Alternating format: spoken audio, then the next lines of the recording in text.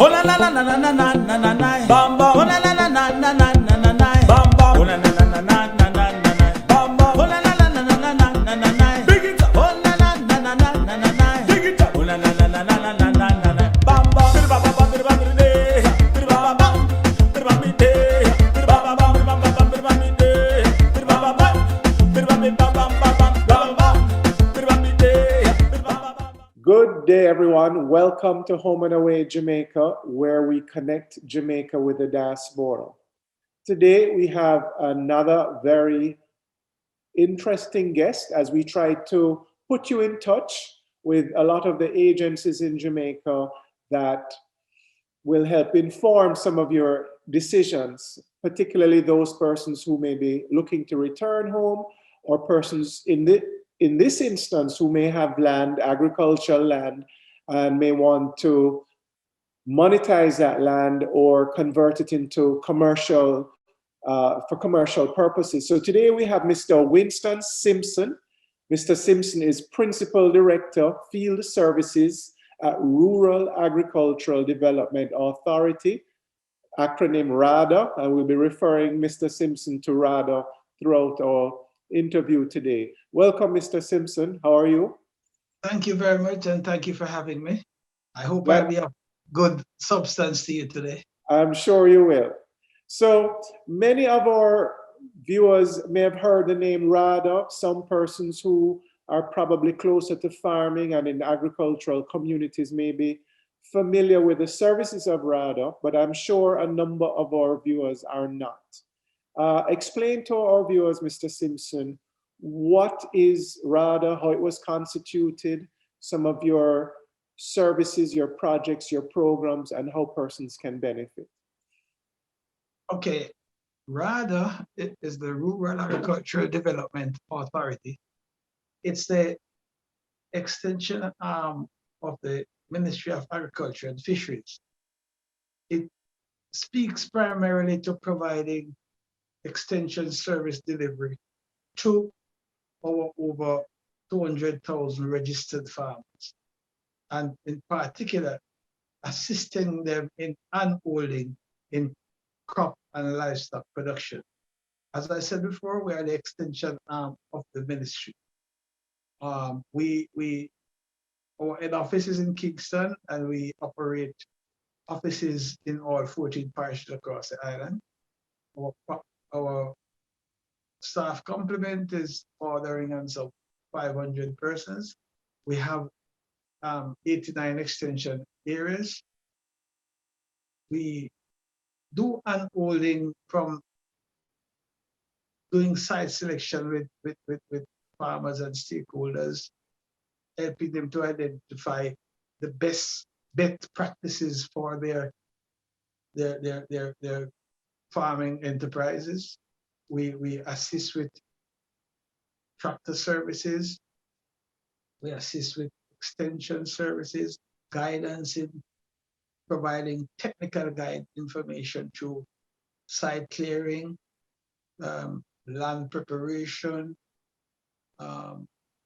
planting, using the best type of seeds, crop husbandry, fertilizing, irrigation, post-harvesting,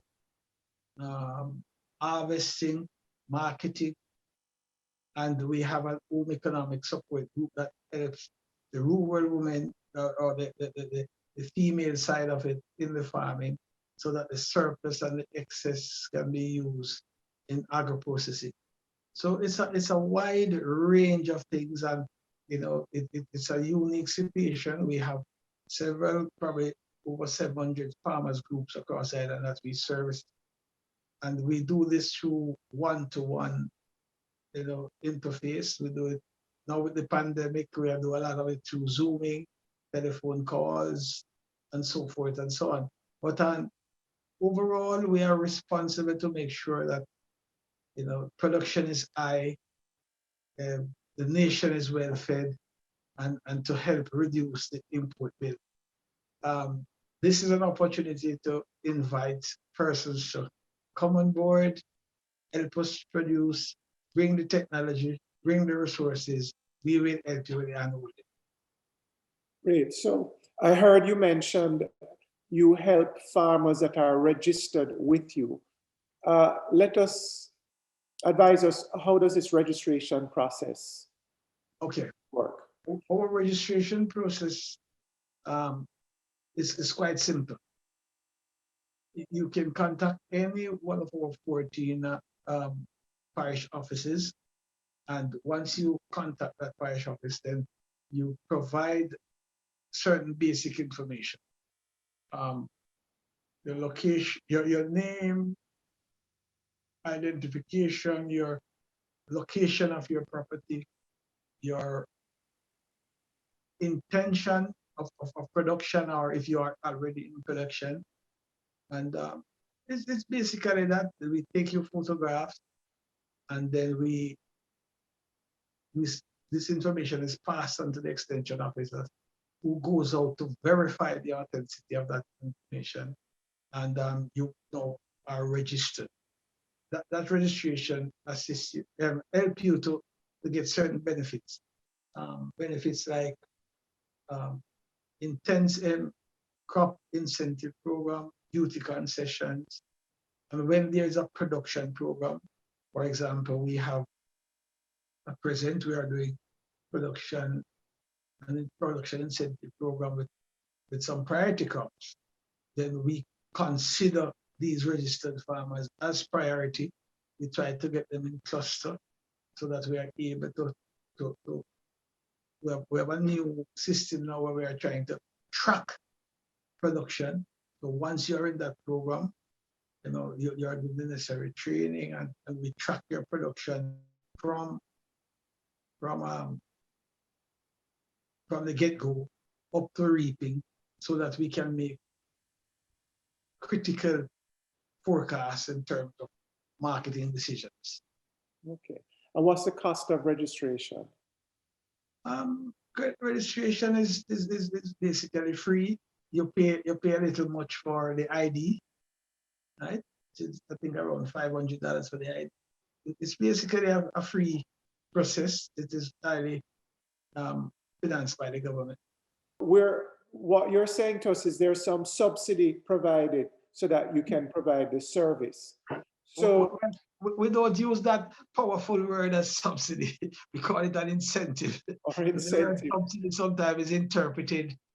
So we call it a production incentive program, you know, where we incentivize you to, once you're in production, we see how best we can enhance your possibilities, you know, through inputs, fertilizers, seeds, so forth. And as you would have realized, the extension services is basically free. Yes. So the technical assistance as well is at no cost to the farmer? No. Explain how that works and the cost involved. Okay.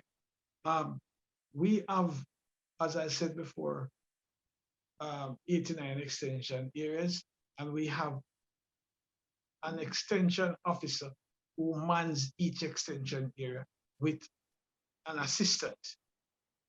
Now, we encourage farmers who are registered to put themselves in groups.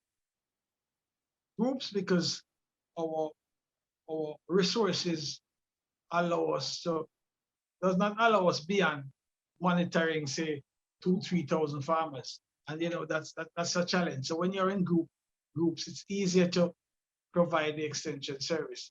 Now, when you're in those groups, and we encourage you to, when we have an incentive program going on, let's say geographically, you're in an area that does well in, say, pineapples or lettuce or whatever the crop might be. And we know geographically that those areas do pretty well in those crops, especially those farmers who depend on rain-fed situation and does not have the possibility initially to do on-farm irrigation. So we encourage you to be in groups, and when those incentives are available and we are pushing a particular crop, we we encourage those farmers to come on board. Because some farmers just have 2-acre plots, some have 5-acre plots, and it varies. So let's say we intend to do 10 hectares within a particular district, and we can identify farmers who could amount to that 10 hectares, right? Then we definitely would make the incentives, whether the seeds, the fertilizer, or the chemicals available to that group or those farmers, right? And during those stages, we work out a critical issue, which is the cost of production. So when we assist you with the cost of production, we try and encourage you and guide you to stay within that cost of production so that you could have a guaranteed market at a price that you could make a profit. So because we are doing training right now to encourage farmers to see farming as a business. And that's a concept we are pushing. It's not just for the love of it, but as a business. Because if you come from the rural areas like I do, person used to farm for the love, and the energy was different. It sent us to school, sent us to university. Now it's not so much the same as younger persons tend to want a different image from the olden days when a farmer would wear his broad hat and his basket and his head and his back. They want to drive an SUV. They want to have the high-end phone. They don't want the basket, they want crates. So we try and facilitate all of that and try to give the necessary guidance. We assist you in doing business plans so that you can go to institutions to have the funds. We try to guide you along with the marketing strategies. And in some cases, like what is happening right now, we had a oversupply of tomatoes in the western side of Jamaica, in particular Manchester and St. Elizabeth. The ministry got involved and the minister made some funds available, and we have established a buyback program where we have identified purveyors, what most persons would call middlemen, who would go in. The ministry would front it and ask those purveyors to buy up the excess and redistribute it to other parishes that might not have the luxury of a good production of tomato. And that is ongoing. We have been doing that especially since the pandemic, and it has been bearing tremendous fruit. As a matter of fact, it has encouraged farmers, persons locally and abroad, to say, how can we now be a part of a program? And when you hear of our import bill, how can we be a part of the production to help and reduce the import bill, help and meet the demands of the local populace, and to make sure that fresh fruits and vegetables is well populated within our supermarkets and our local markets. Do you assist on the export side? In distribution on the export side? All right. On the export side, a lot of times we are challenged on the export side. Reason for the challenge sometimes comes with the requirements of some of the countries that we would like to export to. Most times there are certain guidelines, there are certain rudiments of chemicals they use or they use not, your water source, and the whole tracking of the inputs that you use. And so we are doing critical training in what we call gap with agricultural practices to make sure that farmers get on board so that they can tap in on the export market. But the Food and Agricultural Organization in the US, sometimes they set the guidelines and we have to try our best to make sure that we meet it. Some of the requirements include, the water quality, make sure that there are human sanitary convenience placed on your farm, make sure your farming areas are fenced, and so forth. So these guidelines, they're pretty stringent, especially for the small farmers who were not accustomed to that kind of rudiment. So, it's really a paradigm shift. And that, we as extension officers have to make sure that when the exporters or the middlemen or whosoever need to export, that some of these guidelines are met. You would speak, I could make mention of, say, Scotch bonnet pepper, but it's a name brand in Jamaica based on its flavor. Yet it's not an easy go to get into the external market. Some of the markets are very rigid with respect to our Scotch bonnet pepper because of the chemicals that they are saying we should use or shouldn't use, and so forth and so on. And so, knowing that it's a perishable product, we have to make sure that, we meet those guidelines before the exporters would take it. So it's not an easy go to export, and there are markets. Let me put it this way: almost every country has a different standard and different requirements. So the exporters would sometimes say, for the next 3 months, 4 months, whatever the case might be, we will need X amount of crops, or the type of crops, or the type of produce. But you have to make sure you don't use X, Y, and Z chemicals, because that will impact the export capabilities. So yes, it's a challenge. It's a work in progress. And as new markets evolves, we try our best to make sure that we meet those requirements. Now, and I'm just thinking before we wrap up, there are opportunities that continue to emerge in agriculture. For example, I've seen mushroom, and I speak of this in the sense of non-traditional crops. Yeah. I know a lot, and in answering this question depends on location, but if I wanted to get into farming,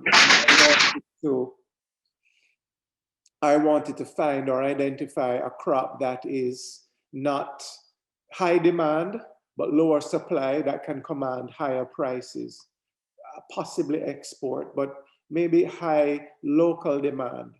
What are some of those potential areas that some of our viewers who may be looking on would want to start researching? It's so important that you mentioned that. As I speak here, I have a request on my desk now, where an importer from Canada is trying to find vanilla. Okay. Vanilla was once, probably before my time, was unique to Jamaica, and I didn't even know that. And now Canada is requesting any amount of vanilla we can find. There are high demands for mushroom. There are high demands for our castor bean. There are high demands for busy, cola nuts. Yes, I know busy. Yes. I heard there are some new demands now for our black pepper. Black pepper was grown in St. Clair in the past. And now we're getting demands for that. We're getting demands for our nutmeg. So these non-traditional crops are now researching. There's a demand for them. And so, these are some areas that we must look at now to make sure that, we can tap into that export market. Our sweet yam was down. The government has made some good amount of money in recent times available, and we have established now nurseries and are propagating a lot of our sweet yams. I don't know if you have ever eaten sweet yam, but sweet yam is one yam that Jamaicans love. They love yellow yam, they love sweet yam, they love pom yam, and all those yams are in demand. So we are pushing now to make sure that we get back, we bring up back our production, so as to meet the requests that we're getting. I know we have a time constraint, but it would be amiss if I did not ask you about the emerging technology in agriculture, and specifically topographic, not topographic, farming in by way of nurseries, farming indoors, particularly in light of Jamaica's poor history with predial larceny. Okay. We have been cognizant of that, and we have established within RADA a greenhouse unit, which we are encouraging farmers to do protective agriculture, and it is going well so far. We have gotten some of the big players and some of the supermarkets to start invest in this kind of operation.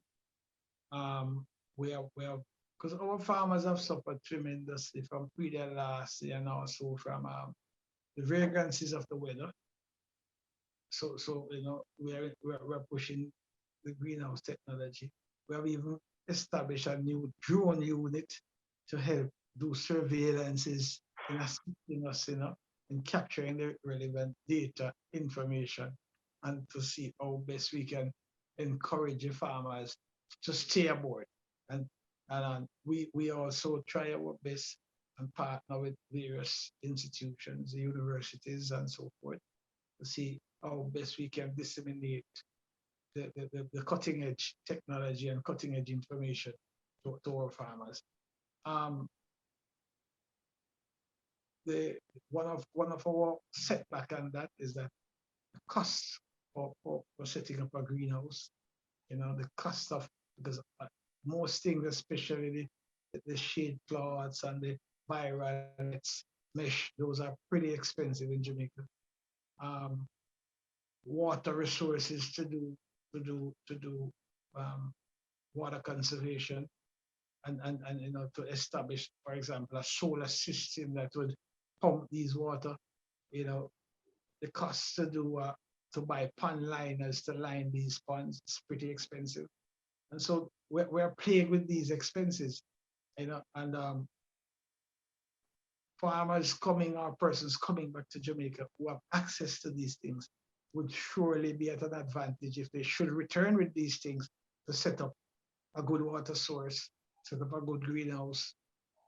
And we, as I said before, we give concession and incentives, for crates, for tractors and equipments to assist you. So, these are some of the things that we would want to encourage persons to keep close to us. We will provide you with the information. Wherever parish you're from, the RADA number is available in each parish. We have our website. We have toll-free numbers. We have 1-888 Ask RADA. We have the toll-free number 1-888-275-7232. And we have the RADA website, www.rada.gov.jm.